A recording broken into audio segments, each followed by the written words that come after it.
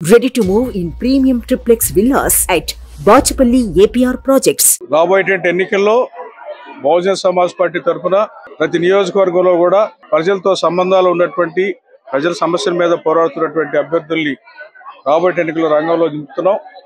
అలాగనే తుని నియోజకవర్గం నుంచి కూడా కిరణ్ని రాబోయేటువంటి ఎన్నికల్లో బహుజన సమాజ్ పార్టీ తరఫున ఈ నియోజకవర్గంలో పోటీ చేయించాలనే ఉద్దేశంతో ఈ రోజున ఇక్కడికి రావడం జరిగింది. ముఖ్యంగా మరి ఈ రాష్ట్రంలో జరుగుతున్నటువంటి రాబోయే ఎన్నికల్లో ఈ రెండు పార్టీలు ఏదైతే రెండు ఆధిపత్య కులాల ఆధ్వర్యాలు నడుస్తున్నటువంటి పార్టీలు ఏవైతే ఉన్నాయో ఈ టీడీపీ వైసీపీ పార్టీల్ని కూలదోసి బహుజన కులాల పాలనని బహుజన సమాజ్ పార్టీని గెలిపించడం ద్వారా ఏర్పాటు చేయాలని చెప్పి ఈ రోజున ఈ రాష్ట్రంలో ఉన్న బహుజనులకి మేము పిలుపునిస్తా ఉన్నాం. ఎందుకంటే ఇప్పుడు దాకా మనందరికి తెలుసు, గతంలో టీడీపీ పరిపాలనని ఏ విధంగా బహుజనులకు ప్రయోజనం చేకూరలేదనే ఉద్దేశంతో మరి టీడీపీని ఓడించడం అనేటువంటిది జరిగింది. అలాగనే మరి నాకు ఒకసారి అవకాశం ఇవ్వమని చెప్పి జగన్మోహన్ రెడ్డి వైసీపీ తరఫున మరి ప్రజల ముందుకు వచ్చినప్పుడు ఒకసారి అవకాశం ఇద్దామని ఈ బహుజనులే జగన్మోహన్ రెడ్డిని గెలిపించారు. కానీ ఈ 4.5 సంవత్సరాల పరిపాలన చూసిన తర్వాత ఈ జగన్మోహన్ రెడ్డి పరిపాలనలో ఎటువంటి ప్రయోజనాలు ఈ బహుజన కులాలకి జరగలేదు. ప్రధానంగా వాళ్ళ జీవన విధానాల్లో కానివ్వండి, వాళ్ళ జీవన ప్రమాణాల్లో కానివ్వండి, వాళ్ళ ఆర్థిక అభివృద్ధిలో కానివ్వండి, అంతేకాదు మరి వాళ్ళ సమాజంలో ఉన్నటువంటి వాళ్ళు ఎదుర్కొన్నటువంటి అనేక అట్రాసిటీల మీద కానివ్వండి ఎటువంటి రిలీఫ్ కూడా లేకుండా పోయింది. ఎందుకంటే మనందరికీ తెలుసు, గోదావరి జిల్లాలో ఇక్కడ ఉన్నటువంటి ఈ దళితుల మీద జరిగేటువంటి అత్యాచారాలు ఎక్కువగా ఈ జగన్మోహన్ రెడ్డి ప్రభుత్వం వచ్చినాకనే జరిగినాయి.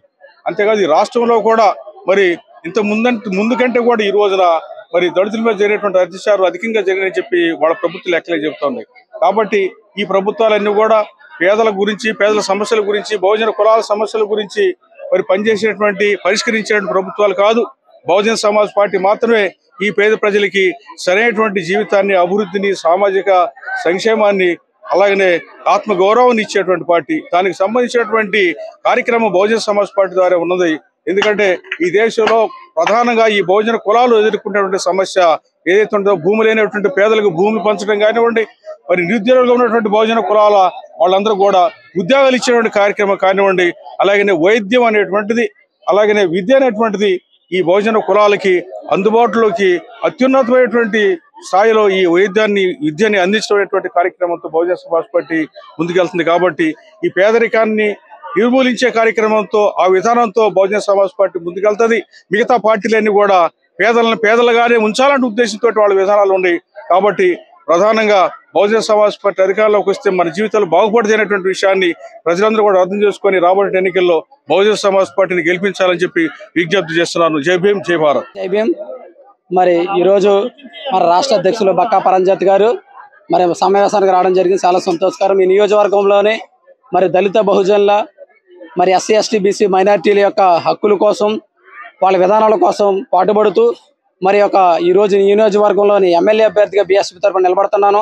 నేను ఈ బీఎస్పీ జెండాని నియోజకవర్గంలోనే గెలిచి తీరే వరకు నేను పోరాటం చేస్తానని, ఈ నియోజకవర్గంలోని జెండాని రెపరెపలాడే విధంగా ఈ గౌరవాన్ని తీసుకొస్తానని నేను మీ అందరికీ మనవి చేస్తున్నాను. ఎందుకంటే నన్ను ఆశీర్వదించండి. ఈ నియోజకవర్గంలో సుదీర్ఘమైన అనేక సమస్యల మీద నాకు అవగాహన ఉంది.